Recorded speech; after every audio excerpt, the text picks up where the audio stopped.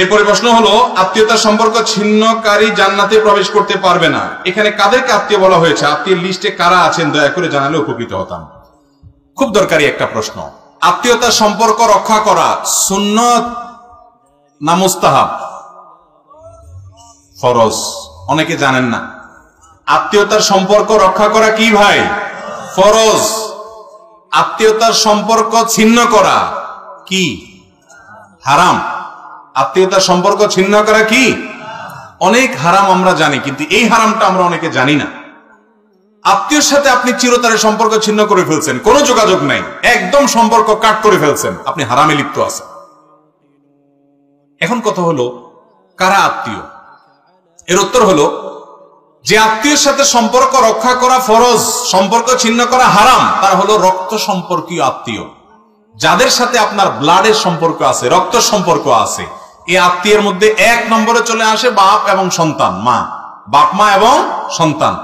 কারণ বাপ মার সাথে সন্তানের সম্পর্ক একেবারে সরাসরি রক্তে।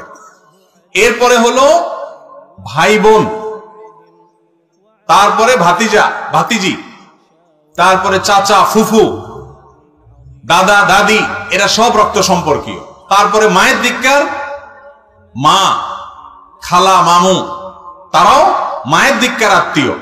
কিন্তু 1 নম্বরের যাদের আত্মীয়তার সম্পর্ক আপনার সাথে সবচেয়ে বেশি, যাদের ব্লাডের সম্পর্ক আপনার সাথে একবারে প্রথম সারির, তারা হলো আপনার বাবার দিককার যারা আছেন, বাবা, চাচা, দাদা, দাদি, ভাই বোন এবং মা বাপ, ভাতিজা ভাতিজি, এরা। আমাদের দেশে এই সমস্ত আত্মীয়দের সাথে বরং আরো লাগালাগি বেশি থাকে, ঠিক না বেঠিক?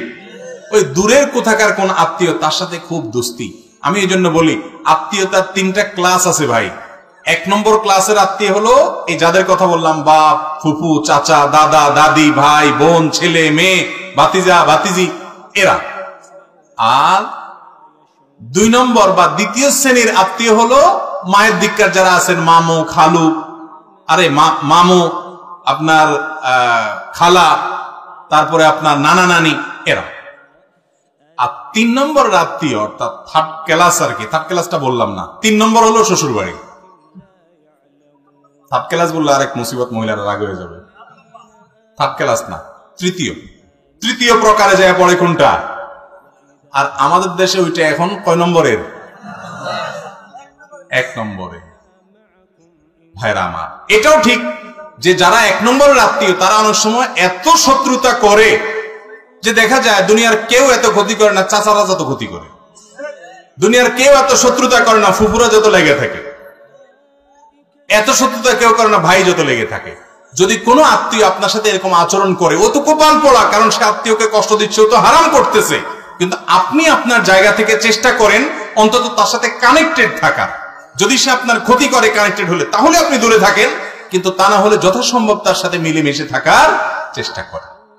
আমরা এখন দেখা যায় যে রক্ত সম্পর্কে আত্মীয়দের সাথে কোনো খোঁজ খবর নাই। এরকম বহু লোক আছে যে কিছুই হয় নাই, তারপরও চাচাতো ভাই, আপনার কি বলে চাচা, তারপরে ফুফু, তাদের সাথে কোনো যোগাযোগ নাই। অনেকের তো গন্ডগোল ফাসাদ আছে, অনেকের গন্ডগোল ফাসাদও নাই, তারপরে কোনো যোগাযোগ নাই।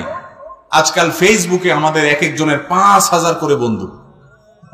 5000 বন্ধুর হক আদায় করতে করতে এই সমস্ত আত্মীয় গণার টাইম আমাদের নাই।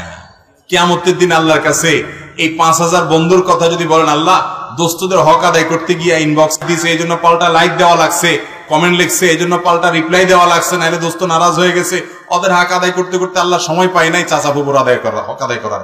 মুগুরের মায়ের একটাও নিচে পড়বো যে 2 নম্বর দোস্ত তোরে পাতাইতে বলছে কে? ভাইরা আমার, এই সামাজিক যোগাযোগের মাধ্যমগুলো আমাদেরকে আজকাল অনেক বেশি অসামাজিক করে দিচ্ছে। কাজের জায়গায় খবর নাই, অজায়গায় সব এনার্জি দিয়ে আছে। অতএব আত্মীয়তার সম্পর্ক রক্ষা করে চলবো তো ইনশাআল্লাহ।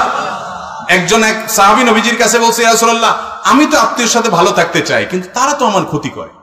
নবী করিম সাল্লাল্লাহু আলাইহি সাল্লাম তখন বলেছেন, তুমি যা বলছো যদি এরকমটা সে করে, তোমার ক্ষতি করে আত্মীয় হয়ে, তাহলে ও তোর কপাল শেষ করতেছে, ধ্বংস করতেছে আত্মীয়ের প্রতি অবিচার করে বা তাকে কষ্ট দিয়ে। কিন্তু তুমি মনে রাখবা, লাইসাল ওয়াসিলু বিল মুকাফি, তোমার আত্মীয় তোমার সাথে ভালো আচরণ করলে তুমিও ভালো আচরণ করো, সে তোমার ছেলেকে গিফট দেয়, তুমিও তার ছেলেকে গিফট দাও, এর নাম আত্মীয়তার সম্পর্ক রক্ষা করা না। এটা তো যে কোনো মানুষই ভালো করলে তার সাথে পাল্টা আরেকজন ভালো করে। আত্মীয় যদি তোমার সাথে খারাপও হয়, তুমি খারাপ অন্তত করবা না, চেষ্টা করবা ভালো কিছু করার, সবর করার, প্রতিহত করবা। তুমি জুলুম সহ্য করার দরকার নাই, কিন্তু তুমি খারাপ করবা না এবং পারলে সম্পর্ক রক্ষা করবা। এটাই হলো আত্মীয়তার সম্পর্ক।